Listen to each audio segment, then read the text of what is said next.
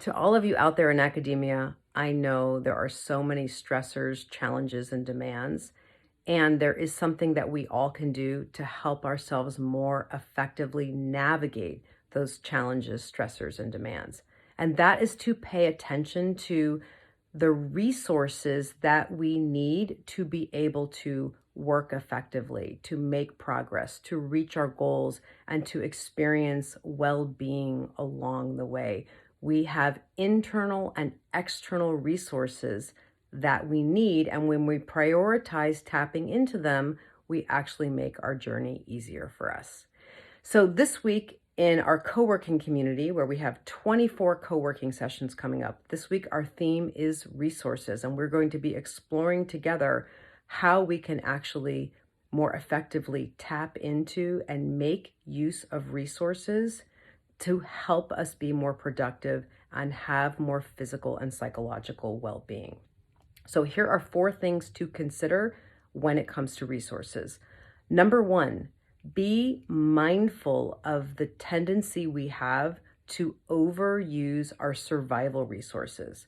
Now, we do have this exquisite fight, flight, freeze, fawn system, in a sense, wired into our nervous system that is there to keep us safe in the presence of danger.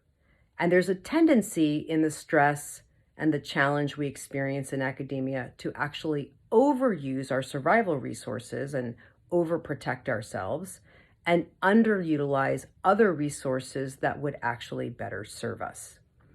Number 2, be mindful of the types of resources that you actually need, like your basic needs for food, for hydration, for a safe place to sleep, work, and live, for fresh air, right? For sunshine.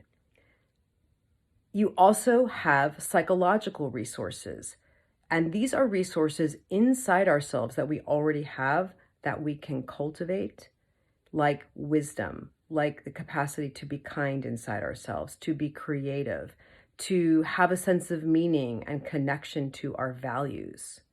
And we need relational resources. We actually need support. We need input from other people. We need to brainstorm with them and use them as a sounding board. We need editing help. We also sometimes are having a hard time regulating our own nervous systems, and we need to borrow other people's nervous systems and co-regulate with them.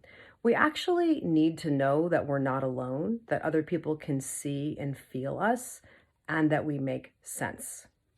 Number 3, legitimize your need for resources. It's very easy to deny our needs, right? To deny that we're thirsty and tell ourselves we'll get a drink of water later or we'll get that food later. To believe that if we were stronger or more competent or more capable, if we had our act together, then we wouldn't need so much. And I invite you to fully legitimize your need for resources and to recognize that when you're more mindful of what you need, you're more likely to actually go out and access the resources you need so that you're able to better function and engage with your academic work. So make it a point on a regular basis. This is something we really practice in our community, is to notice how you find yourself. What version of me is here right now? And what does this version of me need, especially given what I'm trying to do right now? What internal resources, what external resources are going to help me sit down and write, focus and concentrate, sustain my attention, help me feel safer, help me feel better as I work. And number 4, resources can only help us if we are open to receiving them. Food can't nourish you if you don't eat it. Water can't hydrate you if you don't drink it. We actually have to be open to receiving. So if you, for example, have asked someone to help you with your lit review, before that meeting, take a moment to check in with yourself and open yourself to what they're going to have to say and tame some of the defensiveness or overprotection that might be there. You can decide what you are and aren't going to take in from that meeting, but we want to make sure that we're actually open before we go to the meeting. And it probably makes a difference if you've got hot tea there with you, a weighted blanket, you are playing some kind of nice music. If you intentionally open your mind, your heart, your body to receiving what those resources have to offer, so that in a sense, the resources can better make contact with you, that they provide some kind of actual or metaphorical nourishment and hydration to you. All right, everybody.